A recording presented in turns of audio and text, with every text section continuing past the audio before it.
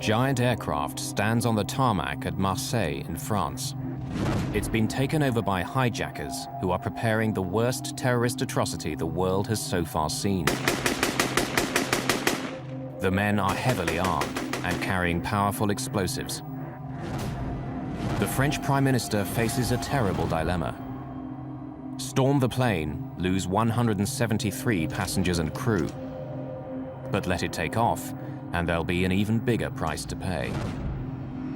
This will become a blueprint for defeating a terrorist hijacking. With eyewitness testimony and video recordings, this is the inside story of the hijacking the world forgot.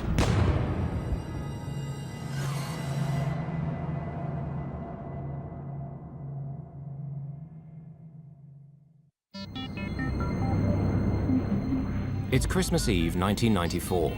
An Air France jet is on final approach to Algiers Airport. It's the early morning flight from Paris to this former French colony on the north coast of Africa. The plane is an Airbus A300 with a crew of 12 on board. 3 greens.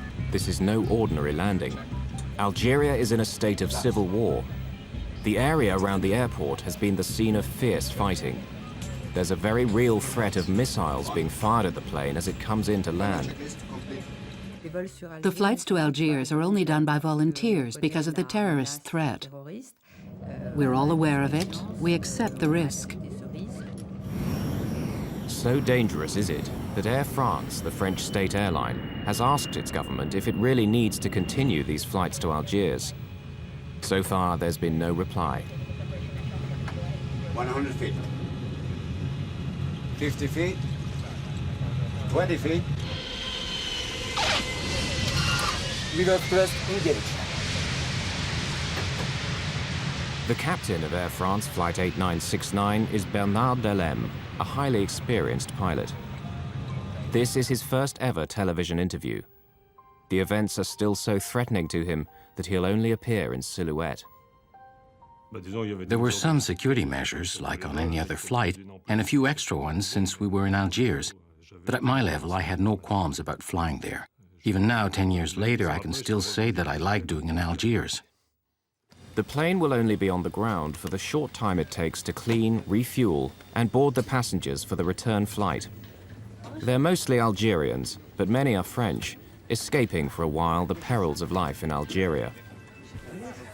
3 years earlier, Islamic fundamentalists had won the elections there, hoping to install an Islamic state. But then the military seized power and imprisoned their leaders. Since then, Algeria has descended into chaos. Like every other year, I decided to come and spend the holidays in France, and I had a cousin with me. I was chief stewardess at Air Algeria, and I wouldn't take any other flight but Air Algeria normally. But when I arrived at the airport, there were no seats left. The flight was full. But an Air France booking agent suggested that I take the Air France flight. So I did. At least I'd be certain of taking off. Boarding is nearly over, but then, another sign of the fraught security situation, police board the plane for one more check. Presidential police, you two take the rear.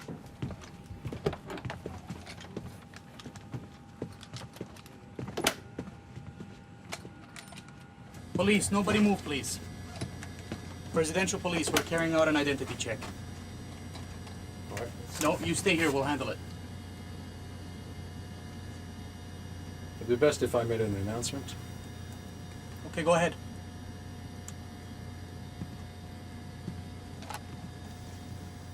Ladies and gentlemen, good day. This is your captain speaking. There will be a short delay while the police will come to their cabin to carry out a passport check. Please remain seated. We apologize for the inconvenience. We should be on our way shortly. Passport. Passport. When they came towards us, they were armed. And that's really unusual. Passports, please. This unauthorized delay to Flight 8969 is making the military suspicious. Algerian special forces, known as the Ninjas, are already heading towards the plane. I looked outside and I could see the ninjas out there, the Algerian Special Forces. I said to myself, why are there so many of them? Tarout means infidels. And when he said that, I knew straight away that they were terrorists. There it was. All of you, get to the back! Hurry! Shut that voice of Satan! Sit down! You two, don't move! Nobody move! We are not the police. We are Mujahideen. The men are not police, but terrorists. They belong to a violent group of Muslim extremists. They aim to force an Islamic State on Algeria, no matter what it takes. And seizing the plane is part of that plan. Inshallah! When that happened, it was like a rock falling. Like lead. I don't know which. It was horrifying. Look at this! This is a very powerful bomb! There are others just like it! Ready for a great fireworks show in the sky! We are the Mujahideen of the people! God has chosen us to die, and you to die with us! The leader, 25-year-old Abdullah Yahya, is a notorious killer. There is nothing to fear! God awaits us all in his heavenly paradise!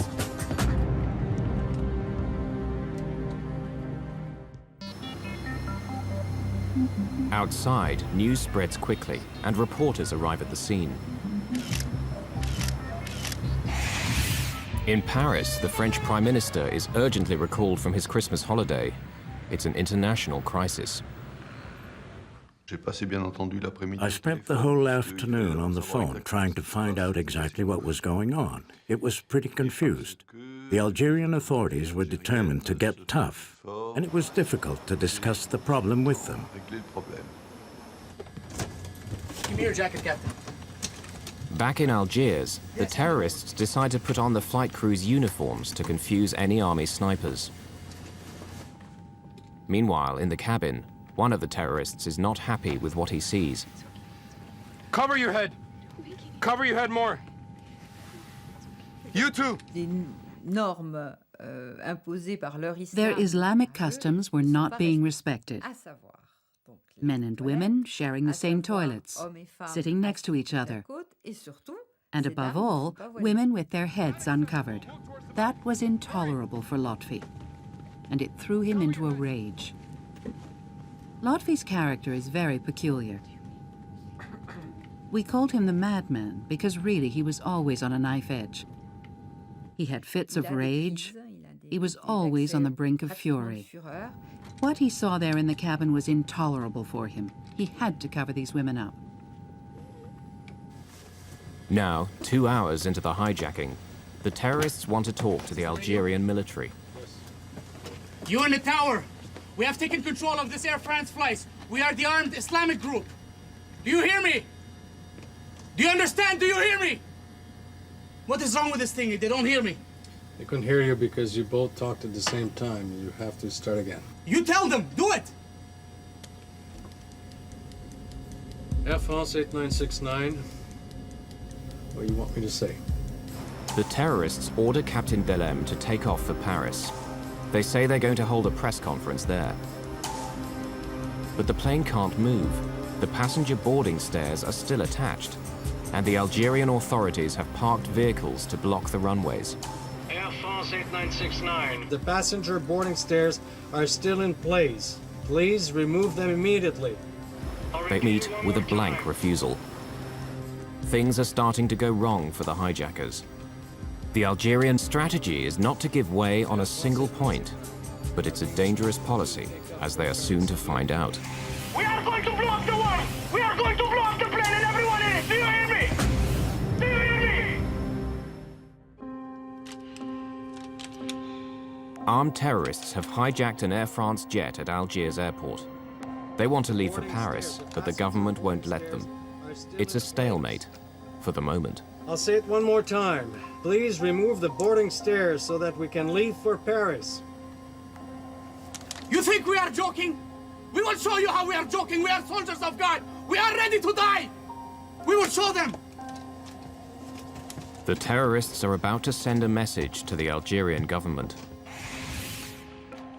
During the passport check, they've identified among the passengers an officer of the Algerian police.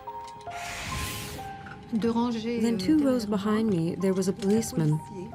Can you come with us, please? We need your help. He asked the policeman to follow him.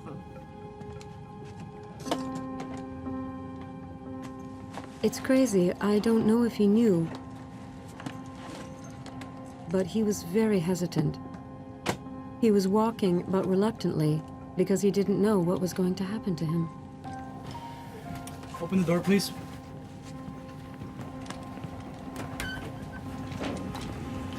So please take our message to the government.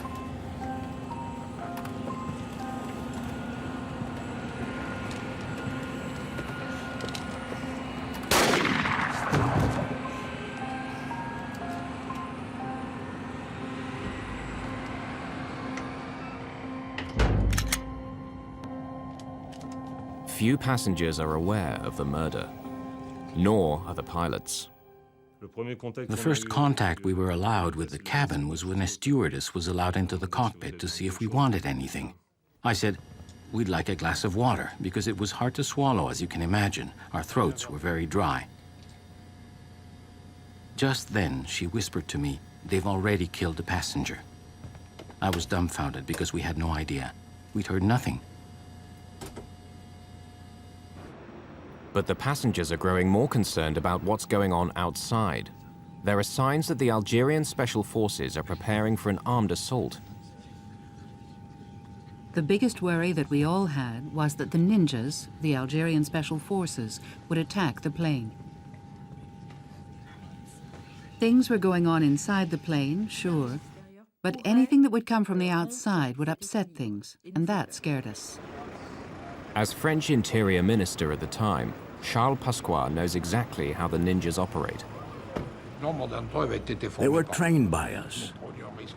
We were taking a considerable risk by letting this plane stay in Algiers, because we knew that although the Algerian forces were perfectly capable of ending the siege, it would have ended in a bloodbath. The Algerian military maintain their hard line, so the terrorists are about to raise the stakes again. Another passenger must die. When they came for the second passenger, we knew things were going wrong. This passenger, he was different. He was Vietnamese, a diplomat. He was the real foreigner on this plane. This passenger was not cowed by their terror, and that must have bothered them. The Vietnamese diplomat believes that as an outsider, he's being released.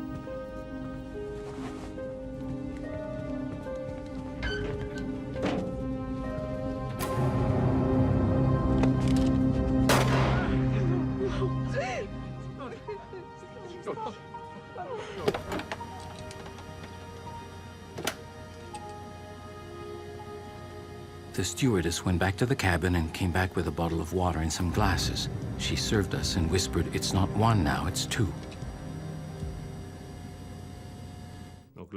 Immediately, I realized that we had really hit the jackpot. As the hours go by, the crew and passengers begin to recognize the different personalities of the four men.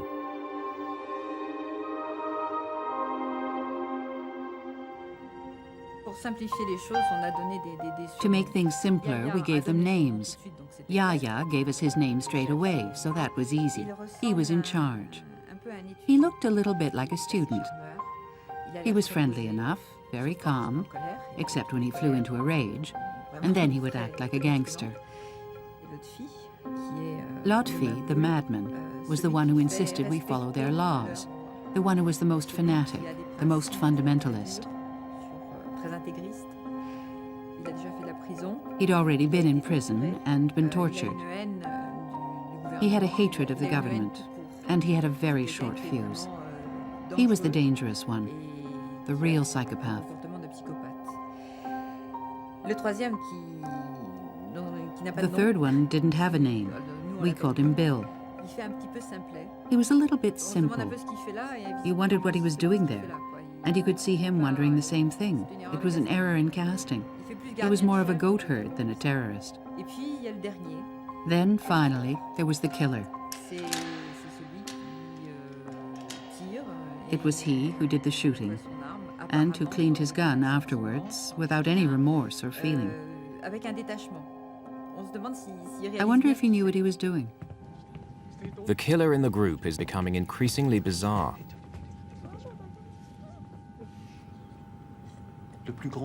The tallest one, the killer, when we passed each other on the plane, he would take me by the neck and kiss me on the forehead.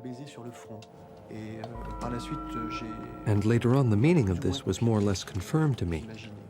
People told me that this could be seen as the kiss of death. Finally, Morin plucks up enough courage to voice his fears. Can I say something? I want to ask you a favor.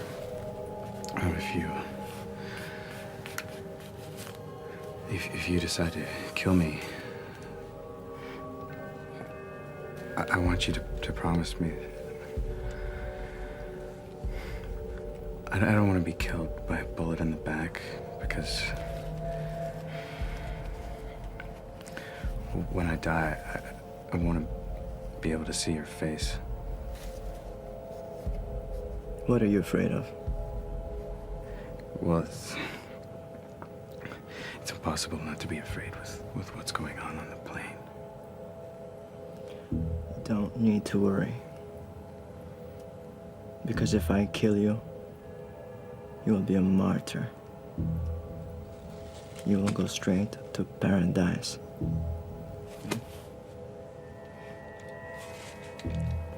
I can tell you that it didn't make me feel any better. In Algiers, it's stalemate. Neither side is giving way. In Paris, the French leaders are frustrated.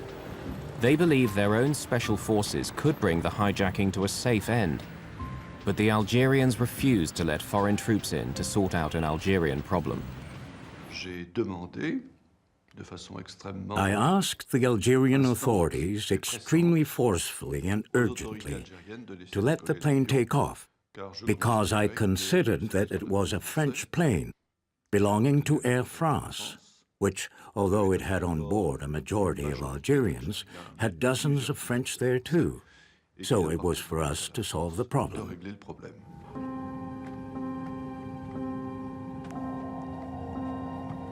Night falls. Air France Flight 8969 is pinned down by spotlights. The passengers have now been held hostage for 7 hours. Initial panic has given way to a tense calm. Few realize that 2 passengers have been murdered. The crew is working hard to defuse the situation.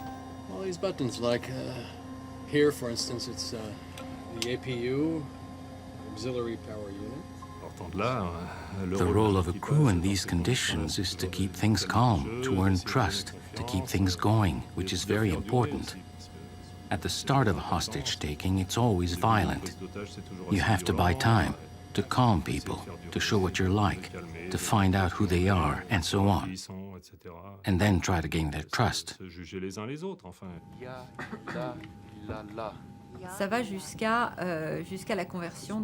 There was the conversion to Islam of 2 stewardesses, of whom I was one.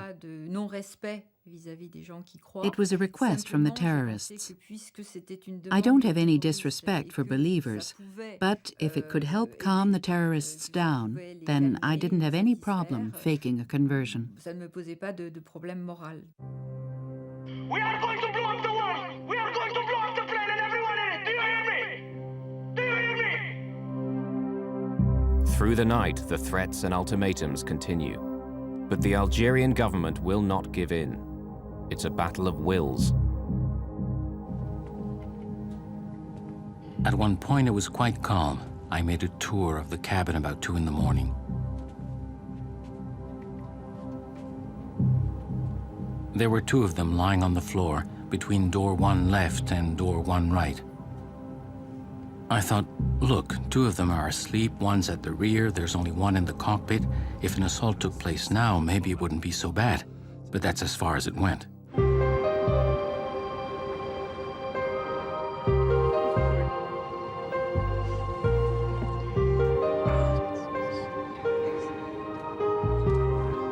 After a restless night, the passengers wake up. It's Christmas morning.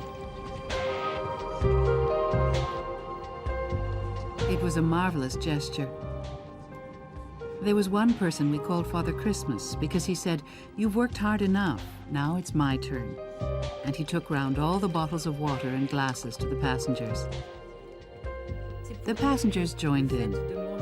That's to say, they tried to eat something, to do normal things, to make the atmosphere a little bit more normal and a little less stressful than it really was. It was the waiting, because in reality, we could do nothing but wait.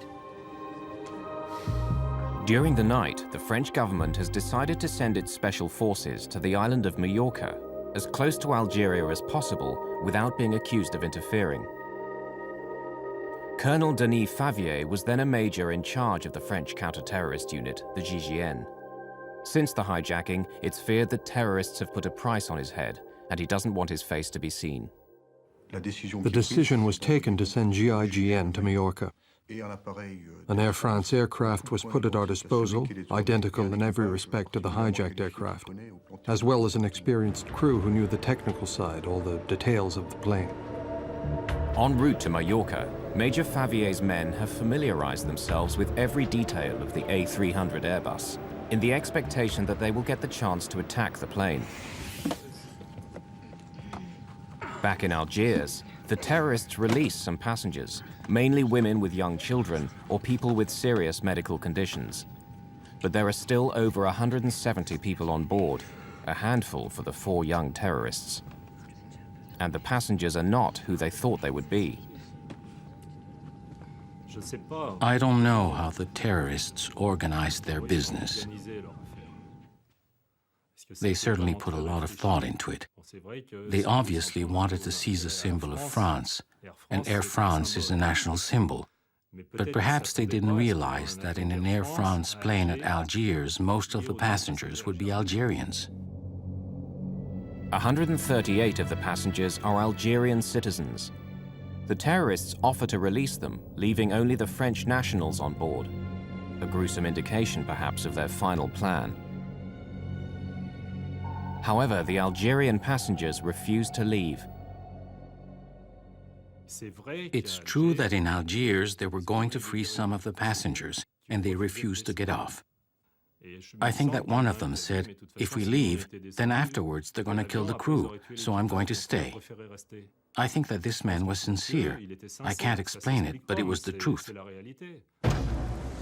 The Algerian government has another trick up its sleeve. They've managed to identify the terrorist leader, Yahya, and bring his mother to the microphone to try to weaken her son's resolve. Ma! Ma! I love you, but I love God more! The Algerian government's tactic misfires. It sends Yahya into a boiling rage. They went and got my mother. Can you imagine that? My mother! They went and dragged my mother over here! How many French are back there? 1 man and a woman. Go get the man. What do they think they're playing at? What do they think they're doing?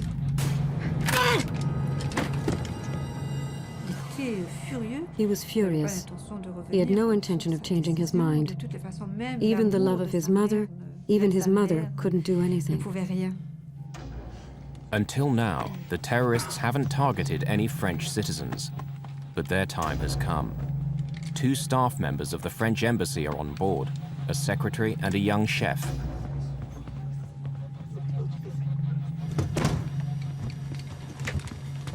Okay, now we will teach you how to play games with us.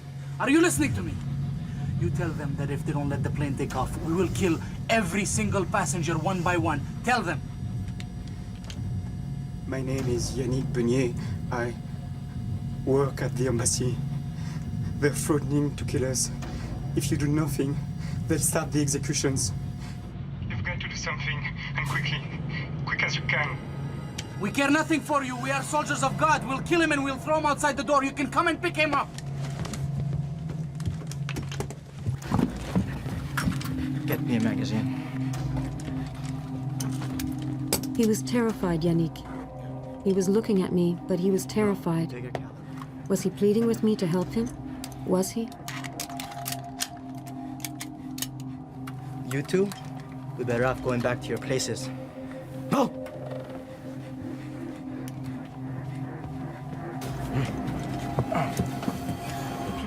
I was saying to myself, no, it's not possible. It can't happen like this. It's not possible.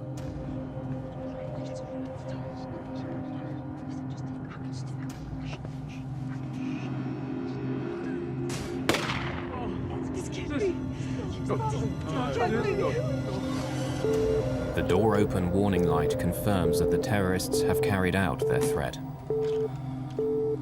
Air France 8969. You happy now? See what you get when you play tough. On a assisté à distance. We witnessed at a distance the execution of this man. C'est quelque chose qui a été qu'on avait vécu. It was something we lived through with great emotion in Paris, because we were patched into the conversations between the plane and the control tower. The French government can no longer stand by and do nothing. Prime Minister Balladur gets on the phone and threatens his Algerian counterpart. I told him that I would hold the Algerian government responsible for what happened and make it known to international opinion. Balladur's threat works. The Algerian president caves in. Finally, after 39 hours of terror, Flight 8969 can leave for France. Just then, there it was. We could leave. In the plane, there was a joy you could not imagine. And really, this impression that that was it. We'd succeeded. We had all succeeded, and we were going to be saved. We were leaving Algiers. But there's a problem. All the time they've been on the ground, the captain has kept the auxiliary power unit running. It's a small jet engine in the tail of the plane which keeps the power supply going. It uses around 4 tons of fuel a day. Now there isn't enough to reach Paris. Only Marseille on the southern coast of France. Navigation lights. On. Air conditioning packs. Flight 8969 prepares to take off. The crew are relieved to be going home. Both they and the passengers believe that whatever the future holds, it can't be as bad as what they're leaving behind. They don't realize the horror that awaits them.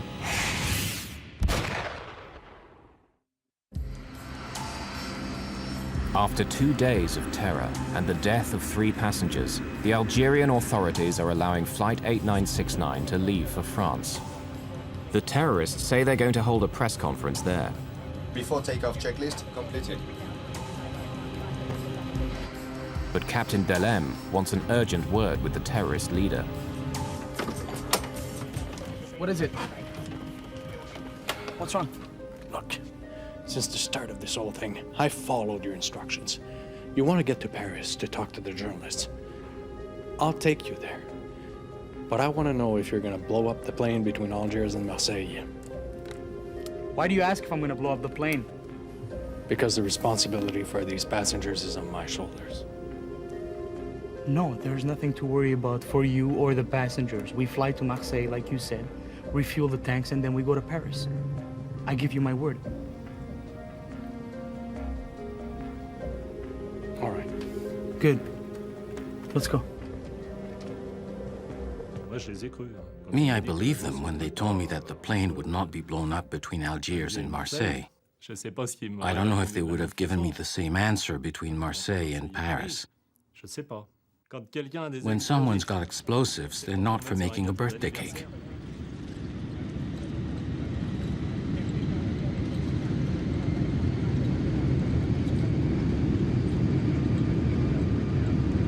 We have 2 terrorists strapped in their seats in the cockpit, and they're so excited. They're like kids, excited, happy.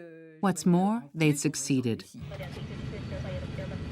At 3:30 in the morning on the 26th of December, the plane approaches Marseille Airport.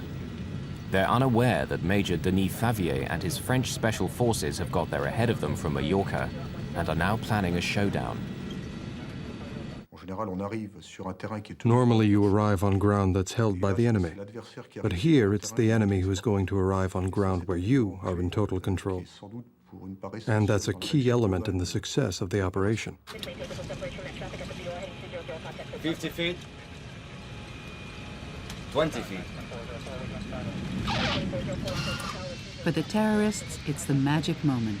We are landing in France. We'll get fuel. We'll get provisions to take off again and go to Paris, because that's the objective. The airport is very dark. There are the lights of the plane and the little car, the Follow Me car, which we follow, and we do not go to the terminal.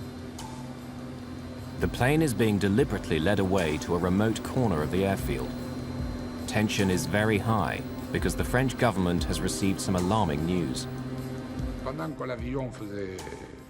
While the plane was flying towards France, we received other information, according to which the terrorists planned to use the plane to carry out an attack on Paris.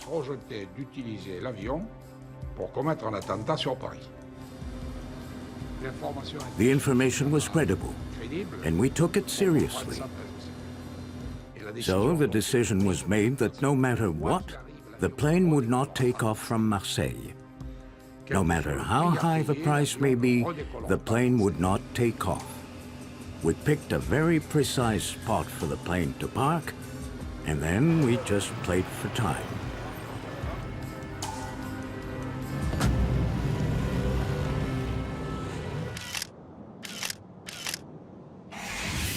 The French tactics will now be dictated by Major Favier. His plan is to wear the terrorists down. Whilst always appearing conciliatory, the French will spin out negotiations as long as possible. They know that Yahya and his men must be tired. The hijacking has now gone on for almost 2 days. Air France 8969, we require immediate refueling. 27 tons! 27 tons. The terrorists have learned from the flight crew that 27 tons of fuel will fill the tanks, far more than the 9 tons needed for the journey to Paris. It appears to confirm the intelligence report that the plane is to be used as a firebomb. They say it's not possible because of the killings, because of what happened in Algiers. It's in all the papers. The workers who do the refueling are afraid. They won't come near the plane. Tell them we want to go now. We'll do a press conference in Paris. Air France 8969, they want to leave for Paris right away.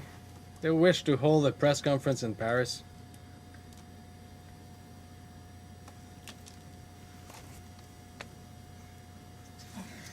You say, why go to Paris while all the international press has come here to Marseille? They're all here.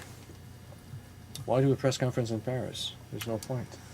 We can do it here on the plane. Major Favier has baited the hook. Will Yahya bite? Tell them we want CNN. Tell them we want CNN. Air France 8969, they want to speak to CNN. The terrorists agree to a press conference aboard the plane, little realizing that it's all part of a clever plan. Tactically, this press conference was important because it enabled us to get some of the passengers moved to the rear of the plane. The negotiators asked that the front of the plane be cleared for the press conference.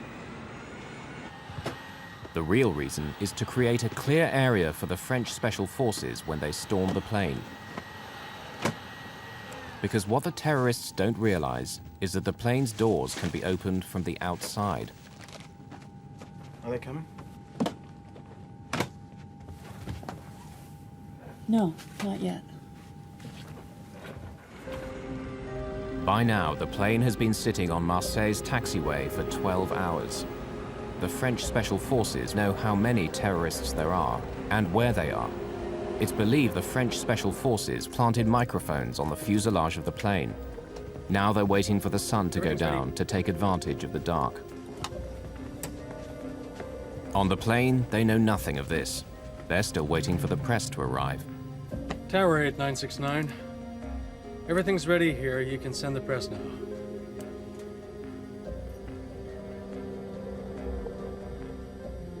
8969, what do you mean they're not ready? No. You said they were ready over an hour ago and you were going to get them. Come on, there's not much time left. There must be hundreds of journalists there. This will be the biggest scoop of their careers. They're up to something. We can't stay here. I assure you, it's... Captain, move the plane over there. I promise you, we'll be... Captain, move it right now. Do it. Move the plane over there where the other ones are. We'll be fine. I promise. Move the planes! Go over there where the other ones are! Do it! Do it! Let's go. Start engines. Suddenly, all Colonel Favier's plans are in disarray. Yahya, the terrorist leader, now has the initiative. Tactically for us, the situation was very bad. Our positions were based on the plane being parked at point A, and all of a sudden it's at point B. So we have to reorganize very quickly. Captain Delem is forced to park right at the foot of the tower, close to the terminal and other flights. If they blow up the plane now, the casualties could be enormous. Tell them it's too late now! There won't be a press conference. It's too late. It should have been done. Tell them to fill the tanks. We're leaving. They have until 5 o'clock. At 5 o'clock, we're taking off. Tell them, Captain, do it. I've had it. Do it. Air France 8969. Major Favier is having his men picked up as fast as possible to move to new positions. He puts snipers on the terminal roof, where they'll have a view of the cockpit. He only has a few minutes to set up his emergency plan, a cavalry charge of passenger boarding stairs. 3 air stairs and 30 men. This is the plan. Penetrate by the 2 rear doors, with 2 teams of 11 men each at the rear right and rear left doors, and then a penetration by a smaller team of 8 men at the front right door to gain control of the cockpit, since we know that the terrorist leader is in the cockpit. Our intention is to cut off the cockpit from the rest of the plane. By 5 o'clock, no fuel has been delivered. The authorities have no intention of allowing the plane to take off. 5 o'clock comes round, and there, it's the moment when Yahya has to do something.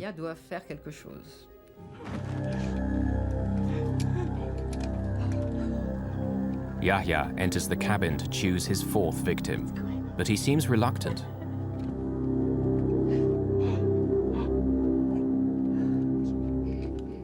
He chooses a member of the crew, the youngest, the most foreign, who had made the mistake of telling him he was an atheist.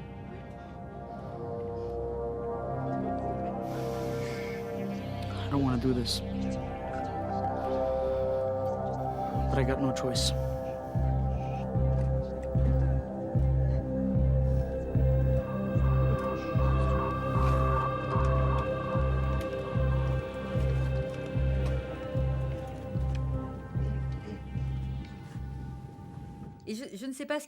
I don't know what was going on in Yahya's head, and we never will. I don't know if he changed his mind, but he kept putting off this execution. So instead of that, he fired on everything around.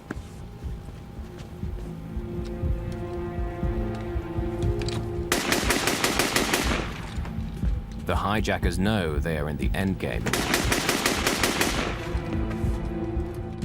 But then they discovered there was a public address and they started reciting verses from the Quran. It was very difficult because it was the prayers for the dead. We had to prepare ourselves for death. We were going to die as martyrs. God was waiting for us. There was silence, and all of a sudden it was a state of panic. The terrorists know the French negotiators are in the control tower. They decide to send them a message.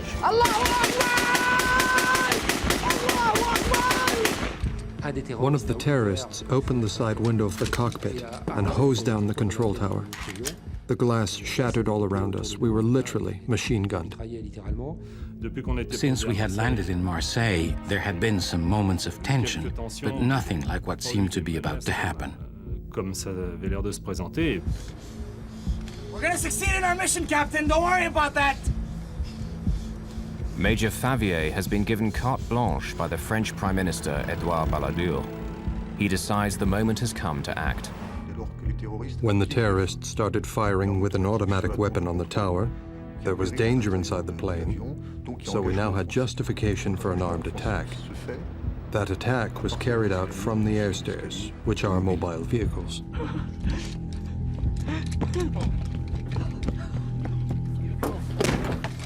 They're coming, the terror coming! At that moment, everybody understood, them and us, that it was the beginning of the assault. The cavalry charge is underway. This is actual footage of the attack. There are 8 of us on the front right air stair. The first air stair gets to the aircraft. There's a small problem with the height, as it was a little bit higher than the door. The door hits the top of the air stair, a slight step back, the door opens, the air stair touches the plane, and the group goes in. Then it's the apocalypse. Get down! Get down!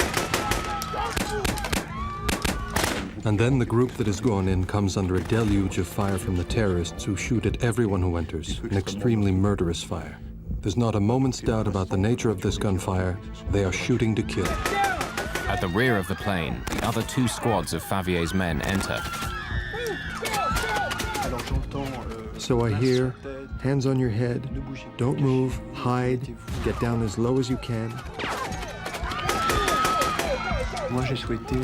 I just wished to escape. The situation we were in was extremely violent, so I pulled the overcoat I had over my head so I wouldn't see the tracer bullets whizzing past, nor what was going on around. Hundreds of bullets are whistling through the cabin. Grenades are exploding. There's smoke and confusion everywhere. I was in a rather bad spot, so I tried to make myself as small as possible. You stop breathing, and you imagine that you're hard enough to stop the bullets. The snipers on the terminal roof can see the terrorists in the cockpit, but frustratingly can't get a clear shot. The co-pilot is blocking their view. But that problem is about to be solved.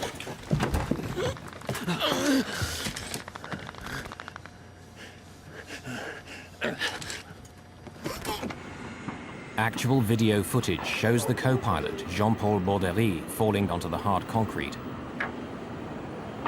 Yet he still manages to stagger away to safety.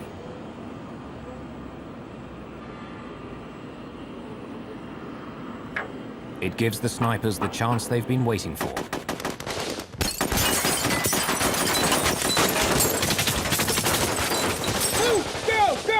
At the rear of the cabin, the French Special Forces is evacuating the passengers through a hail of gunfire. But cabin steward Christophe Morin finds himself unable to escape. I tried to take with me a woman, a passenger who had been sitting next to me, but she was too fat, she could not come. So we just held hands. Unbelievably, only a few minutes after the assault began, most of the passengers have been rescued. By now, only 1 terrorist is left alive, but he's going down fighting. There was only the flight engineer and me left in the cockpit. We looked at each other, and there's just this one terrorist. He looks at us, one after the other. His 3 colleagues are here, dead or nearly so. Out of spite, he could have killed both of us. He didn't. What more can I say?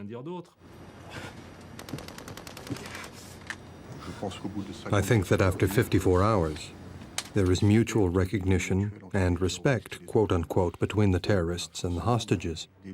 Yes, bonds were created in this drama. And I think these bonds were activated, and that they perhaps contributed to saving the lives of some members of the crew. The French news footage captures amazing scenes of the battle. A GIGN man is blasted out of the plane by gunshots.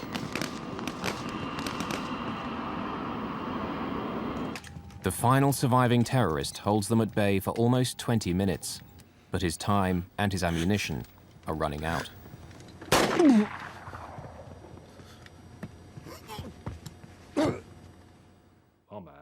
The flight engineer and I looked at each other. We knew exactly the situation we were in. As long as there were gunshots, we knew we could die. But once it stopped, or when we thought it had stopped, then we said, all right, it's over. But it's not over yet for the captain and his flight engineer.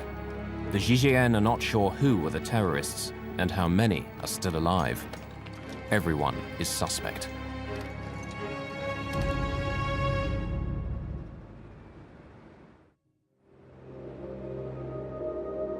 The battle around the cockpit has been so fierce that everyone believes the flight crew are dead. The French special forces suspect that any survivors may be terrorists in disguise. The flight engineer is hustled off the plane and handcuffed. Get up! Hands on your head. I'm the captain of the plane. I will get out, but not with my hands on my head. I would never have left the cockpit with my hands on my head. After all I had been through, I would not be punished like a child. When we saw Bernard and Alain come out, we couldn't believe it. Alain was handcuffed and his shirt was covered in blood. He said, I'm deaf, I'm deaf. But we said, yes, but you're alive. We told them, he's our flight engineer, let him go. It was incredible.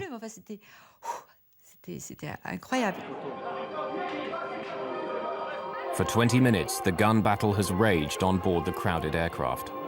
Hundreds of shots have been fired, numerous grenades exploded. Yet all 173 passengers and crew have survived. Captain Delem himself escaped with bullet wounds to his right elbow and thigh.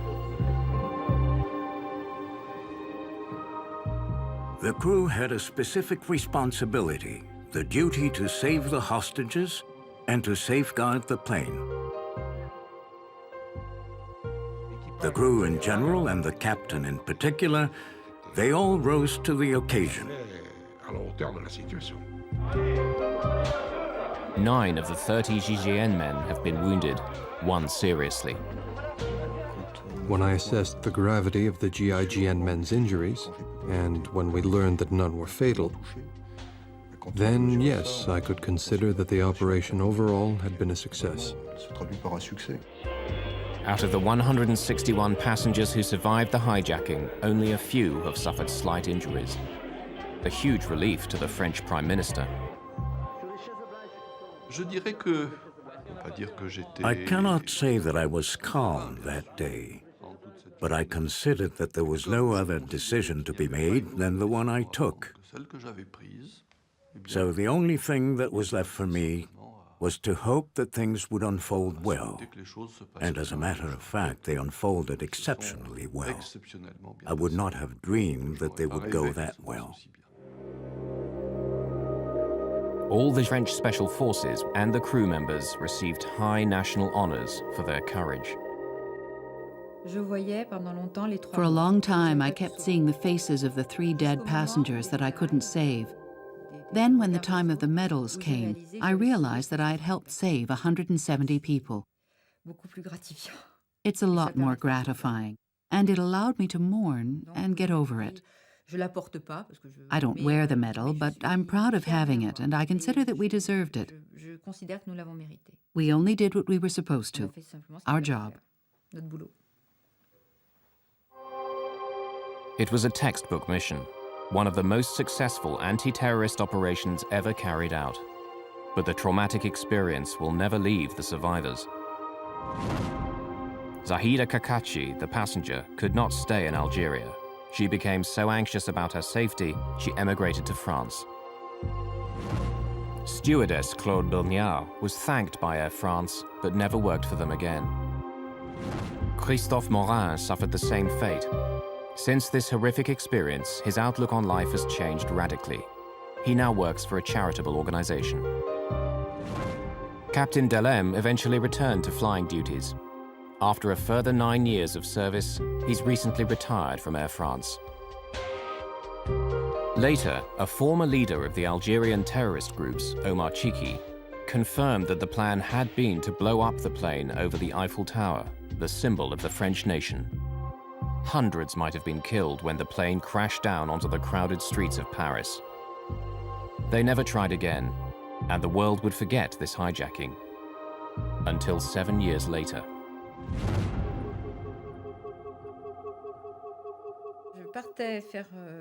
I went to do some shopping and I bumped into a friend who said, a plane has crashed into the World Trade Center.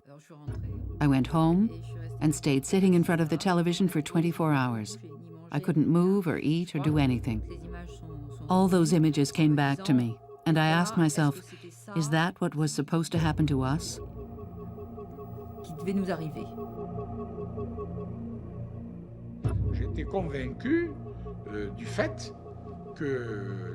I was convinced that the terrorists wanted to crash the plane over Paris. To them, it would have been a great feat. Crashing a plane on the Eiffel Tower or the Élysée Palace would be an extraordinary feat. Above all, I kept thinking, we had apprentice terrorists, boys who didn't understand very well what they were doing. But voila, they taught everyone a lesson.